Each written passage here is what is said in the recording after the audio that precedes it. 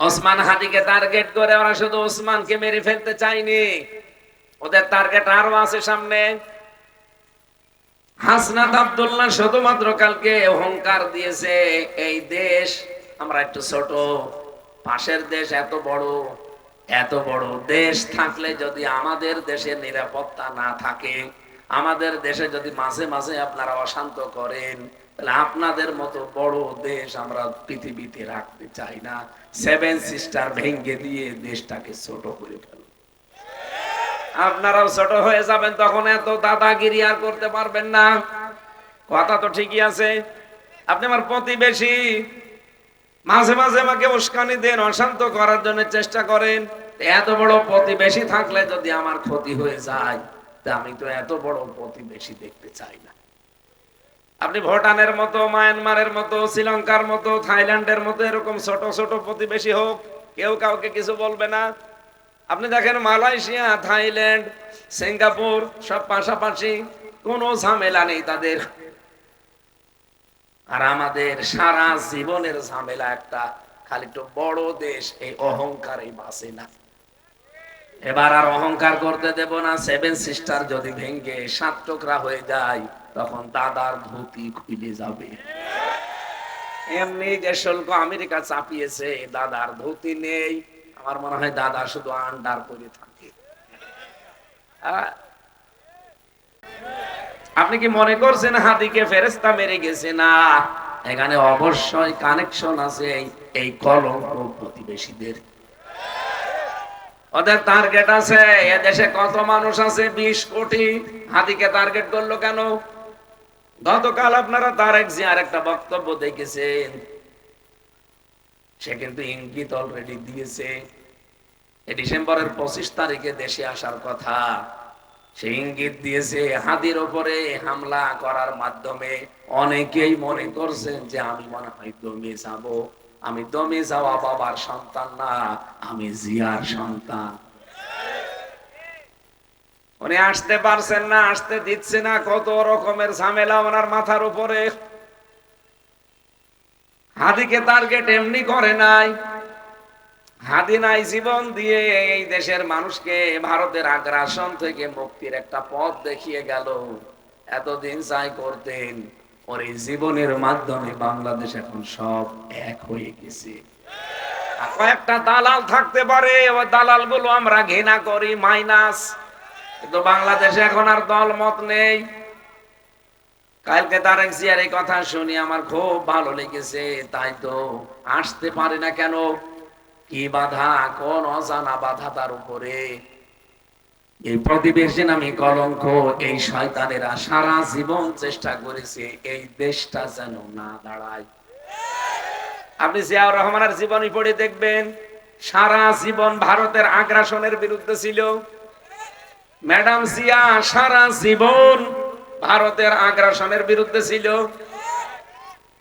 নয়তো ওই সময় সেই 9 সালের দিকে তাকে যে প্রস্তাব দিয়েছিল দাদারা, উনি যদি ওই সময় মেনে নিতেন, সারাটা জীবন তো ক্ষমতায় হাসিনার মতো থাকতে পারতেন। কিছুই হয়তো না, হয়তো বদনাম হতো। হাসিনার যখন আমরা বদনাম হচ্ছে, আমি যে ঘৃণিত মানুষের নামগুলো বলছিলাম, আপনি দেখবেন যে 6 জনের নাম আছে, তার ভেতরে হাসিনার নাম আছে।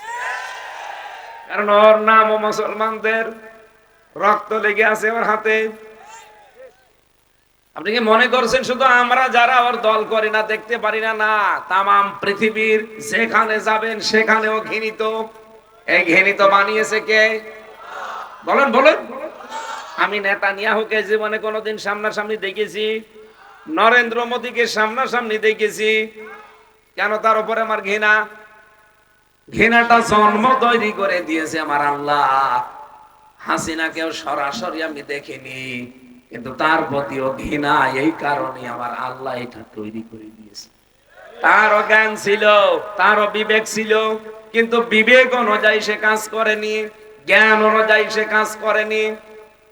বিবেক অনুযায়ী যদি কাজ করতো, আল্লাহর কসম জীবনেও সে বাংলাদেশে আয়না ঘর বানাতো না।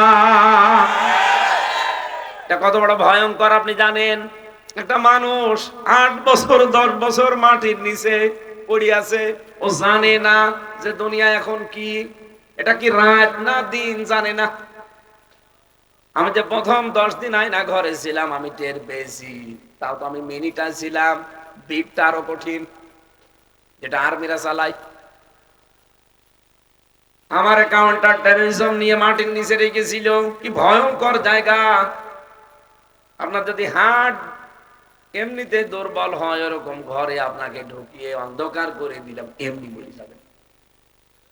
বিদেশে এক সাংবাদিককে এই ডক্টর মোহাম্মদ ইউনূসের সরকার মাত্র বলেছিল যে আপনি 10 মিনিট এখানে থাকেন। ওই বিদেশি সাংবাদিক ওই ঘরে মাত্র 2 মিনিট থাকার পরে বলছে না, এখানে কোনো মানুষ থাকা সম্ভব না। এদিকে 3.5 হাত, এদিকে 1.5 হাত, এতটুকু একটা ঘর, এর ভেতরে আবার টয়লেট দেওয়া। আমার সাথে এক মাওলানা ছিল জেলখানায়, ফাঁসির কন্ডেম ছেলে। আমারে মাঝে মাঝে বলতো, হামজা ভাই, আমি যে শাটমাট হয়ে শুয়ে থাকি, এটা যে কত বড় নিয়ামত আমি জানি। আমারে মাটির নিচে নিয়ে হাতে পায়ের ভেতরে দিয়ে লোহার যে ব্যারিকেড আছে ওর সাথে লাগিয়ে দেয় তালা। 24 ঘন্টা এভাবে বসে আছি, মাত্র 1.5 মিনিট 2 মিনিট সময় দিত টয়লেট করার জন্য। একটা মানুষ 24 ঘন্টা এভাবে বসে থাকলে তার মাজা থাকবে, কি ব্যথা হয় আমি রিমান্ডে টের পেয়েছিলাম। আমরা যখন 11 ঘন্টা মাজায় দড়ি দিয়েছিল, ওই সময় বুঝেছিলাম যে কি কষ্ট। আমার আগে একজনকে নিয়ে গেল, দেখলাম ভালো মানুষ গেল, চট্টগ্রামে বাড়ি, ছাত্র দল করে, অস্ত্র মামলা দিয়ে তারে দিয়েছে ছেলে। রিমান্ডে আমার সাথে ছিল পাশে, ভালো মানুষ দেখলাম গেল, নিয়ে আসার সময় দেখছি হাতের পায়ের নখ একটাও নেই, চামড়া, এই যে চামড়া তুলে ফেলেছে। আমি বলছি আপনি চিল্লাচ্ছেন, এখানকার আওয়াজ তো বাইরে যাবে না, কারণ এই ঘর তো মাটির নিচে। কি হয়েছে? হাত আর পা বের করে বলছে এই দেখেন নখ একটাও নেই। আমারে বলছে আপনি প্রস্তুতি নেন, আপনারও এখন ডাকবে, কারণ এরপরে সিরিয়াল আপনি। আমারে নিয়েও গিয়েছে, ওই চেয়ারে বসিয়েছিল, যে চেয়ারে বসলে 1 মিনিটে 120 বার ঘোরে, কিন্তু আমাকে ঘোরায়নি। আমারে বলছে যে এই জিনিস দিয়ে আমরা নখ তুলি, এই মেশিন দিয়ে আমরা চামড়া তুলি। ওই ভাইয়ের দেখলাম এই নখগুলো তুলে নিয়েছে, 5টা মেশিন সেট করা আছে হাতের সাথে, প্লাস সিস্টেম। আমি হাতে করে নেড়েছিলাম, দেখলাম যে কিভাবে টাঙায়, দেখি এই হাতের সাথে এভাবে লাগিয়ে দেয়। একটা মেশিন এর সাথে সুইচ সেট করা আছে, আর শুধু একবার টিপ দেবে, একবারে 5টা নখ খুলে চলে আসবে। মানে এই নখ মানে এই যে উপরের, এটা কি বলে, কাটলোকা। এতটুকু ছিঁড়ে আসলে তো এর ভেতর দিয়ে ফিনকি দিয়ে রক্ত আসবে। এরপরে এর ভেতরে এই যে বাস্তা সেলাই করে যে সুচ, ওইটা ঢোকাবে। সুচের মাথা তো সোসলা হয়, ওইটার মাথা আবার 2 দিক থেকে বের করা। ঢোকার সময় ভালোই ঢোকে, কিন্তু বের হওয়ার সময় গোস্ত টেনে বের করে। এরপরও যদি ছেড়ে দিত না, এর উপর আবার লবণ দেয়। এই কঠিন পরিস্থিতি ফেস করেছি, মাঝে মাঝে মনে হতো আল্লাহ, হাসিনা কি আসলে মানুষের বাচ্চা না জানোয়ারের বাচ্চা? ও এত কঠিন হয় কি করে? ও তো জানে যে অন্তত মাটির নিচে ঘরটা আছে, এই আয়না ঘর নামে যে ঘরগুলো বাংলাদেশে বানানো, কেউ না জানুক, ও তো জানে। কি কথা বলছে না কেন? ও জানে না,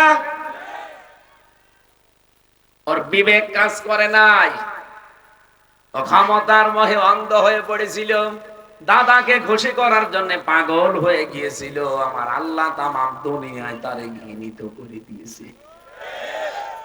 2 নম্বরে, তাহলে বিবেক অনুযায়ী, জ্ঞান অনুযায়ী যারা কাজ করবে না তাদের প্রতি ঘৃণা তৈরি করে দেবে কে? আর 2 নম্বরে কি? কোরআনের সূরা ইউনূস 11 নম্বর পারা 19 নম্বর পৃষ্ঠার 5 নম্বর লাইনের 100 নম্বর আয়াতের শেষের দিকে পাবেন এইটা, ওয়ায়াজআলুর রিজসা আলাল্লাযীনা লা ইয়াকিলুন। আল্লাহ বলেন যারা বিবেক অনুযায়ী কাজ করে না, এই মানুষগুলোর উপরে ভুল সিদ্ধান্ত আমি আল্লাহ চাপিয়ে দেই। তখন ওরা যা বলে যা করে তাই ভুল। আপনি দেখেন এই দেশে যারা তাদের বিবেক তাদের জ্ঞান অনুযায়ী কাজ না করে মানুষের দালালি করে, তাদের মুখ দিয়েও মাঝে মাঝে এমন কথা বের হয়, এক কথায় ওর ক্যারিয়ার শেষ।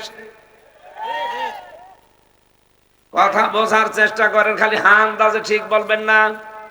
বলেন তো যারা তাদের বিবেক অনুযায়ী কাজ না করে তাদের উপরে যে ভুল বিষয়গুলো চাপিয়ে দেয় মাঝে মাঝে কে? আরো জোরে বলেন। ওসমান হাদিকে টার্গেট করে ওরা শুধু ওসমানকে মেরে ফেলতে চায়নি, ওদের টার্গেট আরো আছে সামনে। হাসনাত আব্দুল্লাহ শুধুমাত্র কালকে অহংকার দিয়েছে, এই দেশ আমরা একটু ছোট, পাশের দেশ এত বড়, এত বড় দেশ থাকলে যদি আমাদের দেশে নিরাপত্তা না থাকে, আমাদের দেশে যদি মাঝে মাঝে আপনারা অশান্ত করেন, তাহলে আপনাদের মতো বড় দেশ আমরা পৃথিবীতে রাখতে চাই না। সেভেন সিস্টার ভেঙে দিয়ে দেশটাকে ছোট করে ফেল। আপনারাও ছোট হয়ে যাবেন, তখন এত দাদাগিরি আর করতে পারবেন না। কথা তো ঠিকই আছে। আপনি আমার প্রতিবেশী, মাঝে মাঝে আমাকে উস্কানি দেন, অশান্ত করার জন্য চেষ্টা করেন। এত বড় প্রতিবেশী থাকলে যদি আমার ক্ষতি হয়ে যায়, তা আমি তো এত বড় প্রতিবেশী দেখতে চাই না। আপনি ভুটানের মতো, মায়ানমারের মতো, শ্রীলঙ্কার মতো, থাইল্যান্ডের মতো এরকম ছোট ছোট প্রতিবেশী হোক, কেউ কাউকে কিছু বলবে না। আপনি দেখেন মালয়েশিয়া, থাইল্যান্ড, সিঙ্গাপুর সব পাশাপাশি, কোনো ঝামেলা নেই তাদের। আর আমাদের সারা জীবনের ঝামেলা একটা, খালি একটু বড় দেশ, এই অহংকারই বাঁচে না। এবার আর অহংকার করতে দেব না। সেভেন সিস্টার যদি ভেঙে 7 টুকরা হয়ে যায়, তখন দাদার ধুতি খুলে যাবে। এমনি যে শুল্ক আমেরিকা চাপিয়েছে, দাদার ধুতি নেই। আমার মনে হয় দাদা শুধু আন্ডার করে থাকে।